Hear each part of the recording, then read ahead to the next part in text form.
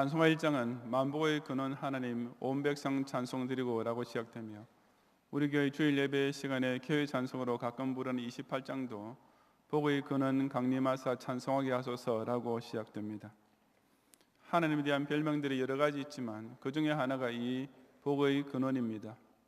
두말할 것 없이 사람이 누릴 수 있는 모든 복은 오직 하나님께로부터만 받을 수 있기 때문입니다. 이것을 다른 말로 하자면 진정 복을 받고 싶으면 이처럼 복의 근원자가 되신 하나님과의 관계부터가 제대로 정립되어야 한다는 뜻도 됩니다.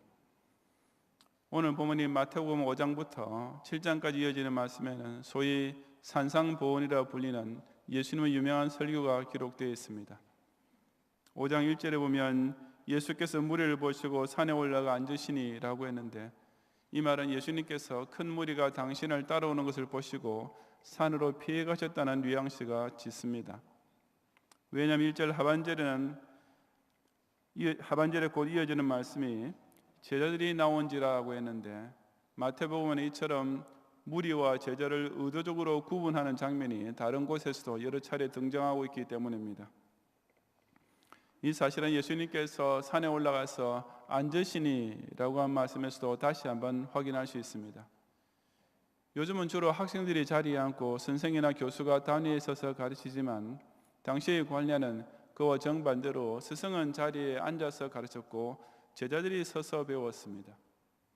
물론 그렇다고 해서 여기의 제자들을 꼭 12제자라고 국한시킬 필요는 없지만 어쨌든 이 산상보훈이 일반 대중에게 한 설교라기보다는 제자 교육을 위한 특별한 교훈이었음은 분명합니다. 그 산상보훈의 첫 번째 내용이 소위 팔복이라고 불리는 것인데, 영어로는 무슨 The Eight Blessings가 아니라 Beatitude입니다. 이것은 행복 혹은 복을 받음이라는 뜻의 라틴어 베아투스에서 파생된 단어로서 Supreme Blessedness, 즉 최고의 복을 뜻하며, 그래서 팔복 대신에 지복이라고 번역하기도 합니다. 영어 성경 중에는 본문에 8번 반복되는 복이 있나니라는 단어를 blessed라고 하지 않고 happy라고 번역한 것도 있습니다. 전자는 보다 실제적인 복을 가리킨다면 후자는 마음으로 만족하고 행복한 상태를 강조한다고 볼 수 있는데, 본문의 내용을 보면 물론 후자도 일부 포함되긴 하지만 전자가 더 적절한 번역이라고 생각됩니다. 하여튼 예수님께서는 이 8가지 복 역시 복의 근원이신 하나님과의 관계가 바로 될 때 자동적으로 누릴 수 있는 것이라고 우리에게 가르쳐주고 계십니다. 저는 예수님의 팔복의 말씀을 통해 과연 주님의 제자는 어떻게 살아야 하며 그에 따르는 구체적인 복이 무엇인지에 대해서 오늘 주일에는 그중 처음 4가지 복들을 함께 상고해 보고자 합니다. 첫째 복은 하나님 앞에서 겸손함으로써 천당 구원을 얻게 되는 것입니다. 3절을 다 같이 함께 봉독하겠습니다. 심령이 가난한 자는 복이 있나니 천국이 그들의 것이며. 아멘. 이 팔복의 말씀이 결코 세속적인 복에 관한 내용이 아닌 것은 이 첫 번째 복에서부터 명백히 나타납니다. 왜냐하면 예수님께서는 그냥 가난한 자가 복을 받게 될 것이다 라고 하지 않으시고 분명히 심령이 가난한 자는 복이 있나니 라고 선포하고 계시기 때문입니다. 즉 예수님께서 주시는 복은 모든 사람을 물질적 가난에서 해방시켜서 평등한 부를 누리게 해준다는 따위의 정치적 공약과는 전혀 다릅니다. 그렇다면 심령이 가난한 poor in spirit이라는 상태는 과연 무엇이겠습니까? 이것은 곧 하나님 앞에서 겸손한 마음 자세를 뜻합니다. 좀 더 설명하자면 자신은 절대 주권자이신 하나님 앞에서 아무것도 아닌 지극히 무지하고 무력한 피조물의 불과함을 인정하면서 전적으로 하나님만 찾게 되는 심령입니다. 세상 사회에서도 무엇이 없는 사람은 그것이 있는 사람 앞에서 절로 머리가 숙여질 수밖에 없지 않습니까? 마찬가지로 심령이 가난한 상태가 되면 절대로 하나님 앞에서 교만할 수 없으며 오직 그분만을 전적으로 의지하면서 높이 받들게 됩니다. 시편 34편 6절에 보면 이 공고한 자가 부르짖음에 여호와께서 들으시고 라고 했는데, 여기서 공고한 자라고 번역된 말이 영어로는 바로 the poor man, 가난한 자입니다. 그리고 시편의 문맥에서도 이것은 물질적으로 가난한 자가 아니라 하나님께서 도와주지 않으시면 스스로의 힘으로는 구원을 받을 길이 전무한 자를 뜻하고 있는 것입니다. 그처럼 하나님 앞에서 겸손하고 전적으로 그분만 경외하게 된 자가 받게 되는 복이 곧 천국이 그들의 것이며 라고 했습니다. 두말할 것 없이 천당에서 영생하는 구원이야말로 복 중에 최고의 복입니다. 하지만 그 천국은 하나님께서 전적으로 독점적으로 소유하고 계시는 나라입니다. 그러니 그 천국에 들어갈 수 있는 특권을 누리려면 당연히 하나님의 허락을 받아야 하는데 하나님께서는 그 복을 오직 심령이 가난한 자에게만 주시는 것입니다. 우리가 정말 복받는 인생을 누리기 위해서는 먼저 나 자신이 하나님 앞에서 영적 파산 상태에 있음을 자각하고 인정해야 합니다. 그래서 교회 다니고 예배에 참석한다고 자동적으로 얻게 되는 것은 결코 아닙니다. 요한계시록 3장 14절 이하에 나오는 라오디게아 교회의 교인들은 나는 부자라 부유하여 부족한 것이 없다라고 자만했지만 실제로는 자기네의 곤고한 것과 가련한 것과 가난한 것과 눈먼 것과 벌거벗은 것을 알지 못하는 치명적인 영적 자뻑에 빠져 있다가 주님께로부터 매서운 책망을 듣지 않았습니까? 그러므로 사람 앞에서는 그 어떤 경우에도 기가 죽지 아니라고 애를 쓴다 할지라도 하나님 앞에서만큼은 그런 알량한 자존심 따위는 깨끗이 버려야 합니다. 왜냐 오직 가난한 심령만이 하나님과의 바른 관계가 시작될 수 있는 첫 번째 단계이기 때문입니다. 절대 주권자에 대해 사람이 마땅히 가져야 할 가장 기본적이고도 필수적인 자세가 곧 하나님을 경외하는 신앙인데 이것은 오직 하나님 앞에서 겸손한 마음이 있어야만 소유할 수 있기 때문입니다. 이처럼 그 무엇보다 먼저 언제 어디서나 하나님 앞에서 겸손한 마음을 지킴으로써 바로 그 하나님께 대한 참된 신앙을 통해 결국 천당 영생의 구원의 복까지 꼭 누리는 성도들이 되시기를 바랍니다. 둘째 복은 자기 죄를 자복 회개함으로써 죄 사함의 안위를 누리는 것입니다. 4절을 함께 봉독하겠습니다. 애통하는 자는 복이 있나니 그들이 위로를 받을 것이며 아멘. 일반적으로 애통하는 자란 복스러운 상태와는 가장 먼 거리에 있는 사람입니다. 왜냐하면 애통이란 지극히 슬픈 일, 괴로운 일, 고통스러운 일을 당하고 있는 사람에게 절로 나오는 반응이기 때문입니다. 하지만 여기서 예수님께서 말씀하시는 애통이란 그처럼 무슨 장례식장에서 나오는 통곡이 아니라 자신의 죄를 생각하며 하늘 앞에서 회개의 눈물을 흘리는 애통입니다. 이사야 선지자는 자신이 입술이 부정한 사람이며 입술이 부정한 백성 중에 거주하고 있는 상태에서 거룩하신 만군의 여호와 하나님을 뵙게 되자 곧바로 화로다 하여 망하게 되었다라는 비명을 지르게 되었습니다. 사도 바울 역시 자신이 여전히 악을 행하는 죄의 법에 사로잡혀 있음을 자인하게 되면서 절로 오호라 나는 공고한 사람이로다 이 사망의 몸에서 누가 나를 건져내랴 라는 탄식이 터져 나왔습니다. 이처럼 주여 나는 죄인으로소이다 라고 자복하는 자 입에서는 자동적으로 애통이 나올 수밖에 없는 것입니다. 하지만 그처럼 진심으로 자기 죄를 회개하며 애통하는 자에게는 그들이 위로를 받을 것이며 라는 복이 따라오게 됩니다. 이 위로는 곧 죄의 사함을 받은 자들이 누리게 되는 안위와 평안을 가리키는데 이것은 물론 오직 예수님만 우리에게 주실 수 있는 놀랍고도 은혜로운 위로입니다. 이사야 40장에서 하나님께서는 너희는 위로하라 내 백성을 위로하라고 하시며 그 위로는 곧 그 죄악이 사함을 받음으로써 주어질 것이라고 하셨습니다. 그리고 이사야 61장에서는 장차 당신께서 보내실 기름 부음 받은 종이 바로 그렇게 모든 슬픈 자를 위로해 줄 메시아가 되실 것이라고 약속해 주신 것입니다. 성전에서 아기 예수님을 만났던 시므온을 가리켜 이스라엘의 위로를 기다리는 자라고 칭한 것도 바로 이 예언 때문이었습니다. 그럼에도 불구하고 현실적으로는 신자를 하면서도 평생 단 한 번도 이런 회개의 애통을 해보지 않은 교인들이 적지 않게 있습니다. 이런 현상은 현대교회로 올수록 더욱 심해지고 있습니다. 통해자복이란 것은 무슨 옛날식 부흥에 따라 있었던 순서라고만 생각하면서 세련된 현대교인에게는 전혀 어울리지 않는 아주 어색한, 상상만 해도 불편해지는 개념이 되어버리고 있는 것입니다. 하지만 그처럼 은혜와 복만 강조하고 죄와 회개에 대해서는 그냥 어물쩍 넘겨버리는 교인은 결코 복음의 참된 기쁨을 누릴 수가 없습니다. 저와 여러분은 무릇 나는 내 죄가를 아오니 내 죄가 항상 내 앞에 있나이다. 내가 죽기만 범죄하여 주의 목전에 악을 행하였사오니 라고 자복해야 합니다.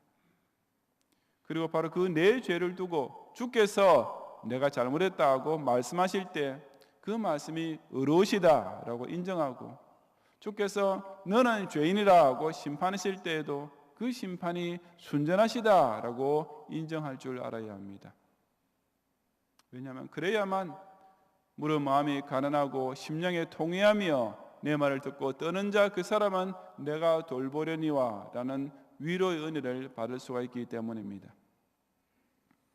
오직 자신의 타락과 부패와 더러움과 사망의 저주 아래 떨어져 있는 상태를 두고 애통할 줄 아는 자만 죄 사함의 위로가 진정 따뜻하게 행복하게 느껴질 수 있습니다. 에스라가 하나님의 성전 앞에 엎드려 울며 기도하며 죄를 자복할 때 많은 백성이 함께 크게 통곡했던 것처럼 자기 죄에 대하여 하나님 앞에서 통해 자복의 눈물을 흘림으로써 하나님께서 그들의 눈에서 모든 눈물을 씻으시는 위로의 복을 꼭 누리는 성도들이 되시기를 바랍니다. 셋째 복은 대인관계에서 온유함을 발휘함으로써 금수와 내세의 상급을 받는 것입니다. 이 온유한이란 점자는, 용서하십시오, 5절 말씀을 다 같이 함께 봉독하겠습니다. 온유한 자는 복이 있나니 그들이 땅을 기업으로 받을 것이며. 아멘. 이 온유한이란 점자는 겸허한, 인정이 있는, 예의 바른 등의 의미를 내포하고 있는 형용사로서 구약에서 심령이 가난한 상태와 일맥상통하는 개념입니다. 이것은 곧 신자가 타인을 대할 때 꼭 필요한 기본 자세인데 오로지 심령이 가난하고 자기 죄를 애통한 자만 제대로 도달할 수 있는 단계이기도 합니다. 왜냐하면 사람이 먼저 하나님 앞에서 겸손한 마음을 지키고 하나님 앞에서 자신의 죄인됨을 인정할 수 있어야만 다른 사람 앞에서도 진정 온유해질 수가 있기 때문입니다. 마태복음 11장 29절에 예수님께서 나는 마음이 온유하고 겸손하니 나의 멍에를 메고 내게 배우라고 말씀하신 대로 이 온유함 역시 예수님의 제자된 자가 꼭 배워야 할 신앙 인격입니다. 하나님을 두려워할 줄 모르는 불신자들은 대인관계에서도 절로 교만하고 방제해질 수밖에 없습니다. 그 어떤 경우에도 절대로 상대방에게 꿀리지 않고 무슨 일이 있어도 자존심을 지켜야만 한다고 생각하기 때문입니다. 하지만 위로 하나님을 진심으로 경외하고 있는 신자라면 그런 신앙의 겸손은 반드시 대인관계의 겸손, 즉 온유함으로 나타나게 되어 있는 것입니다. 이런 온유함을 자기 원리를 스스로 지키지 못하는 약한 상태라고 오해해서는 안 됩니다. 왜냐하면 참된 온유함에는 그들이 땅을 기업으로 받을 것이며 라는 복이 약속되어 있기 때문입니다. 바로 시편 37편 9절에 진실로 악을 행하는 자들은 끊어질 것이나 여호와를 소망하는 자들은 땅을 차지하리로다 라고 말씀하면서 연이어 11절에서 다시 한번 그러나 온유한 자들은 땅을 차지하며 라고 선언하고 있는 그대로입니다. 즉 여기서 차지하다, 인헤릿이란 단어는 확실히 소유하게 됨을 강조하는 말입니다. 땅의 기업이란 구약에서는 물질적인 복의 대명사와 같은 말이며 신약에서는 새하늘과 새 땅으로 묘사되는 내세의 복도 직결됩니다. 그러므로 온유한 자가 얻는 복이란 금세와 내세에서 동시에 누리게 되는 상급입니다. 즉 온유하다고 해서 자동적으로 손해만 당하는 것이 결코 아니라 하나님께서 더 큰 복을 얻도록 친히 중재해 주시는 것입니다.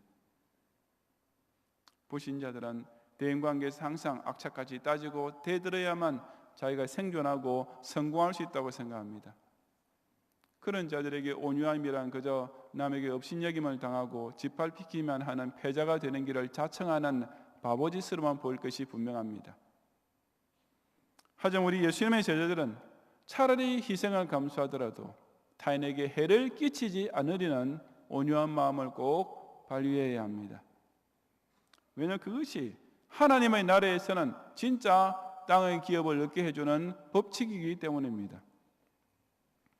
창세기 26장에 보면 그랄 땅에서 거부가 된 이삭을 아비멜렉 왕이 시기하여 쫓아내고 블레셋 사람들이 그의 우물들을 흙으로 메워버리고 그랄 목자들이 그의 목자들에게 위협을 가해왔을 때 이삭은 단 한 번도 그들과 다투지 않았습니다.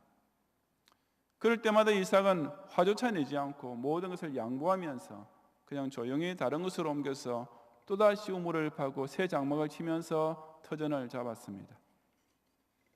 하지만 하나님께서는 그처럼 온유한 이삭에게 결국 브엘세바의 축복을 이루시고 그 결과 블레셋 왕 아비멜렉 쪽에서 오히려 먼저 머리를 숙이며 화해를 청해오게 되었던 것입니다. 우리는 스스로 하나님 앞에서는 겸손하다고 자처하면서도 타인이 자기를 비판하거나 공격해 올 때는 절로 발끈하는 본성을 가지고 있습니다. 하지만 진정한 온유는 바로 그런 경우에도 겸손의 미덕을 꼭 지키고 발휘할 줄 알아야 하는 것입니다. 치열하게 다투고 악착같이 빼앗아야 복을 받을 수 있다고 여기는 불신자들과는 달리 오직 하나님을 두려워하는 마음으로 대인관계에서도 항상 온유함을 지킴으로써 진정 땅을 기업으로 받는 상급을 금세와 넷에서 누리는 성도들이 되시기를 바랍니다. 넷째 복은 의로운 일을 행함으로써 영적 만족과 보람을 누리는 것입니다. 6절을 함께 봉독하겠습니다. 의에 줄이고 목마른 자는 복이 있나니 그들이 배부를 것이며. 아멘. 우선 여기서 예수님께서 말씀하시는 의가 무슨 의인지부터 명백히 밝혀야 합니다. 신앙생활에는 세 가지 의미의 의가 있습니다. 하나는 법적 의인데 이것은 곧 하나님께로부터 의인으로 인정받을 수 있는 의를 가리킵니다. 또 하나는 도덕적 의로서 신자가 하나님을 기쁘시게 만드는 의입니다. 마지막 사회적 의는 세상 사회에서 통하는 일반적인 의, 쉽게 말해서 사회 정의 같은 것입니다. 본문의 의는 그 중에 두 번째로서 곧 예수님께서 먹을 것과 입을 것을 바라는 대신에 먼저 구하려고 명하신 그의 나라와 그의 의를 가리킵니다. 왜냐하면 첫 번째 의는 경외의 신앙과 죄사함을 통해 이미 해결됐기 때문에 결코 여전히 줄이고 목마른 상태가 될 수 없으며, 세 번째 의는 물론 당연히 아니기 때문입니다. 욥기 9장 2절에 인생이 어찌 하나님 앞에서 의로우랴라고 한 것처럼 본질적으로 완전 타락과 전적 무능력에 빠져서 스스로는 결코 의로워질 수가 없었던 죄인을 하나님께서 십자가 대속 공로로서 의롭다고 인정해 주셨습니다. 그처럼 칭의를 입은 성도에게서 자동적으로 나타내야 할 것이 곧 도덕적으로 의로운 삶인 것입니다. 그렇다면 그 의에 줄이고 목마른 자가 되어야 한다는 말씀은 무슨 뜻이겠습니까? 줄임과 목마름, 즉 배가 고프고 목이 마를 때 음식을 먹고 물을 마시고 싶어지는 것은 사람에게 있어서 가장 강렬한 욕망이자 필수적으로 충족되어야 할 기본적인 욕구입니다. 예수님의 제자된 자는 하나님의 나라와 의를 두고 바로 그와 같은 간절함이 있어야 하는 것입니다. 그렇게 의를 추구하며 사는 신자에게는 그들이 배부를 것이며 라는 복이 따라오게 됩니다. 그래서 영적인 만족감, 성취감 등을 가리킵니다. 특히 배부를 것이며 라는 말은 영어로 번역하면 they will be filled, 즉 자기 스스로 배가 불러지는 것이 아니라 하나님께서 채우시는 상태를 뜻합니다. 즉 불신자들은 그저 물질을 추구하고 정욕을 만족시키기 위해서 살고 있지만 결코 그 욕구가 완전히 충족될 수는 없습니다. 하지만 오직 하나님께서 기뻐하실 의로운 일에 자기 인생의 목적을 집중시키며 거기에 최우선을 다하는 신자에게는 하나님께서 다른 모든 것도 더해 주시는 만족의 복을 주시는 것입니다. 이사야 64장 6절에 무릇 우리는 다 부정한 자 같아서 우리의 의는 다 더러운 옷 같으며 라고 말씀하고 있듯이 하나님이 없는 상태에서 인간은 결코 스스로 의로워질 수도 없고 당연히 의로운 일을 할 수도 없습니다. 하지만 하나님 앞에서 겸손하고 그로 인하여 자기 죄를 회개함으로써 죄사함의 위로를 얻게 된 신자라면 당연히 먼저 하나님께서 기뻐하실 의를 구하며 살아야 마땅합니다. 바로 이사야 61장 3절에서 말씀하신 대로 하나님께로부터 기쁨의 기름으로 그 슬픔을 대신하며 찬송의 옷으로 그 근심을 대신하는 중생의 복을 받은 사람은 자동적 필연적으로 그들이 의나무 곧 여호와께서 심으신 그 영광을 나타낼 자가 되어야 하는 것입니다. 사람이 삼시세끼 밥을 먹어야 살 수 있듯이 우리는 하나님 나라와 그 의를 성취해가는 보람을 매일 맛보면서 살아야 합니다. 그처럼 선한 일에 보유하고 그리스도의 구사 완성을 위한 일에 자기 인생의 족적을 쌓아가는 것이야말로 자신의 생애를 통해 느낄 수 있는 최고의 기쁨과 행복이 되는 것을 몸소 체험해 보아야 하는 것입니다. 그저 먹고 사는 일에만 쫓기다가 멸망하는 짐승처럼 죽어가는 불행한 인생이 되지 말고 이처럼 의에 주려고 목마른 선한 욕구를 좇아 생애 최고와 최선을 동원함으로써 진정 영적으로 배부른 복을 꼭 누리는 성도들이 되시기를 바랍니다. 성도 여러분, 원로 목사님께서 남기신 유명한 말씀들 중에 하나입니다.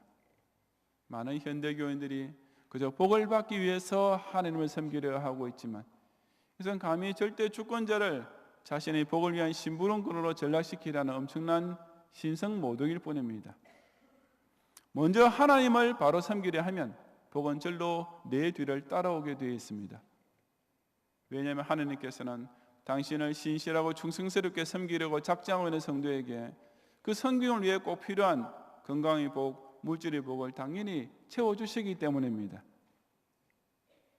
이처럼 참된 복은 하나님과의 바른 관계에서부터 시작됩니다. 자기 스스로 복을 받겠다고 용을 쓴다고 되는 일이 결코 아니라 복의 근원이신 하나님을 바로 모시고 섬길 때 절로 따라오게 되는 것입니다. 축복의 조상이라는 별명으로 불린 야곱도 그랬지 않았습니까? 그는 출생 때부터 자기의 쌍둥이 형 에서를 앞질러 보겠다고 그의 발 뒤꿈치를 붙잡고 태어난 바람에 발꿈치를 잡았다는 뜻의 야곱이라는 이름을 가지게 되었습니다. 그 뒤에도 야곱은 그 경쟁심에 불타서 그 복에 대한 욕심을 스스로 성취해 보겠다고 형의 장자권을 팥죽 한 그릇에 사기도 했었고 외삼촌 라반과 재산 문제로 다투기도 했습니다.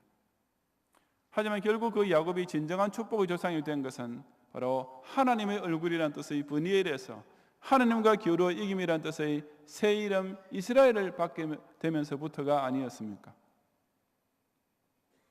예수님께서는 그처럼 하나님과의 바른 관계로부터 비롯되는 참된 복을 더욱 구체적으로 가르쳐주고 계십니다.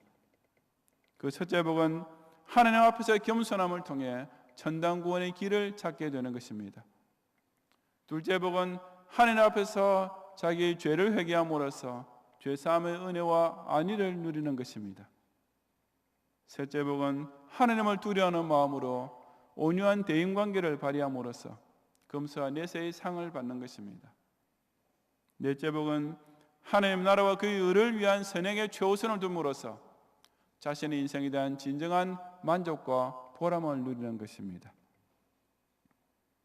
예수 믿으면 건강하고 사업이 잘 되고 가정이 행복해진다 라는 따위의 기복주의와는 아예 차원이 다른 복이 아니겠습니까?